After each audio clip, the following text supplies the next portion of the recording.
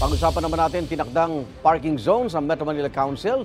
Makapanayin natin si Metro Manila Council President San Juan City Mayor Francis Zamora. Mayor Zamora, magandang umaga po. Yes, magandang umaga, Igan, at maraming salamat po sa pag-imbita sa unang balita. Kailan epektibo itong no parking sa mga main roads sa Metro Manila? Yes, Igan, kahapon po itinasa ng Metro Council ng resolusyong ito at binibigyan po ang mga lokal na pamahalaan dito po sa Metro Manila ng 30 days para po amyendahan ang kanilang mga ordinansa upang mag-align po ito sa council resolution natin kahapon. But dito po sa San Juan ay ilang taon na ho namin ito pinapatupad. Ngunit yung ibang mga lungsod ho na magkaroon ng pagbabago sa kanilang mga kaling pinaparatahan, yan po ay mga kailangan po ng amended ordinance. At 30 days po ang binibigay po sa ating lahat upang gawin po ito. Yung implementation po nito, weekend ho ba yan? Buong araw o may piling oras lang po? Igan, yung ating mga main roads, mga national roads, major thoroughfares, absolutely 24 hours a day, bawal po yan. Ganun din ang ating mga mabuhay lane. Pero pagdating po sa ating national secondary roads, kung magpapasa po ng ordinansa ang mga pamahalang lungsod, ay pwedeng paradahan to except during rush hours. At ang definition po ng rush hours ay 7 a.m. to 10 a.m. at 5 p.m. to 8 p.m. Opo. Pagdating naman po sa mga inner roads pa, yung mga tinatawag na tertiary roads, ay muli sa bisa ng mga ordinansa ng mga local park at maaring payagan mga one-side parking o di kaya parking during certain times of the day. So ito yung tinatawag natin na mas localized approach dahil di naman po pwedeng total street parking ban sa lahat ng kalye sa buong Metro Manila. So ang mangyayari po rito ay base po sa pangangailangan ng mga lungsod, ang ating mga LGUs po ay mag-designate ng mga kalye na maaring paradahan during certain times of the day. Base po sa pangangailangan nila sapagkat ang ibang lungsod mas central business district, iba naman po mas industrial in nature, iba mas residential. So iba-iba ang demographics, iba-iba rin ang pangangailangan. So ito po ang magiging basihan ng mga lokal na pamahalaan sa mga kaling papayagan po paradahan during certain times of the day. So Mayor, yung parusa, depende rin sa ordinansang ipapasa ng mga LGU?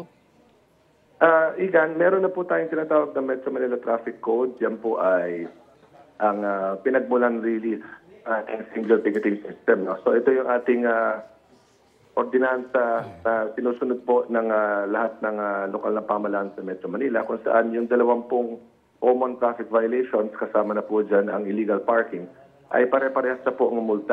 So iba-ibang multa kada violation po yan at yan po ay nakasada sa Metro Manila Traffic Code. May plano ba MMC na maglagay o magpatayo ng mga parking area sa Metro Manila? Igan, isa po sa mga binabanggit ko rin sa ating mga kapwa mayors na hinihikayat ko ang gawin ay una, yung ating mga idle land, yung mga lupa na hindi naman po ginagamit ng mga may-ari, maaari hong kausapin ang mga may-ari ng lupang ito upang i-convert yan into parking facilities.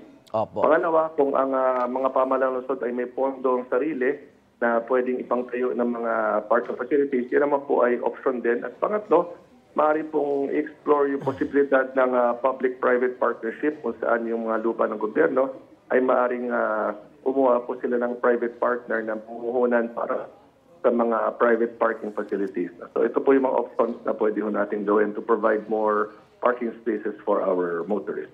Okay, maiba tayo dun sa pagpato ng mas mataas na multa, Mayor, sa magtatapon ng basura sa maling lugar. At sino po manghuhuli dito? Igan, magkukupos po sila sa tanong ninyo kung sabihin sa nanonood at nakikinig, sino ho ba magmumulta rito?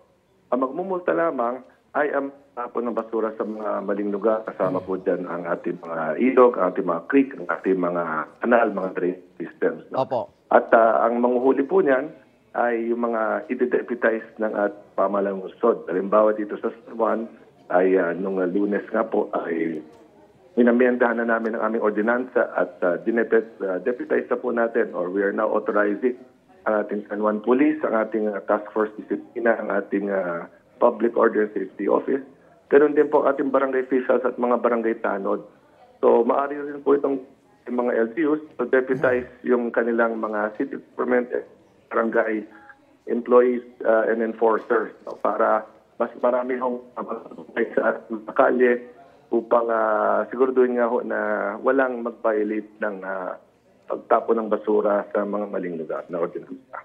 Mayor Zamora, sa gitna ng issue sa flood control projects, batay sa sumbong sa Pangulo, aabot sa milyon-milyong pisong halaga ng flood control projects sa San Juan mula daw 2022 hanggang 2024. Kayo ba'y nagkaroon na ng inspeksyon kung yan ba'y ghost project o substandard, Mayor?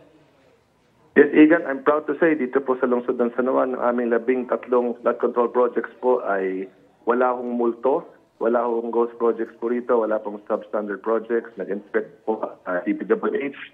May po ay na-clear na at 100% po natin pumping station ay operational at tuwing meron hong pag-up, sa pagulan, ang lahat po yan ay gumagana. So dito sa San Juan, to say, wala pong ghost projects sa aming lungsod. Okay. Maraming salamat, Metro Manila Council President at San Juan City Mayor Francis Zamora. Ingat po. Apo, maraming salamat. Tawag lang po kung sa tanungan. Igan, mauna ka sa mga balita, mag-subscribe na sa GMA Integrated News sa YouTube para sa iba't ibang ulat sa ating bansa.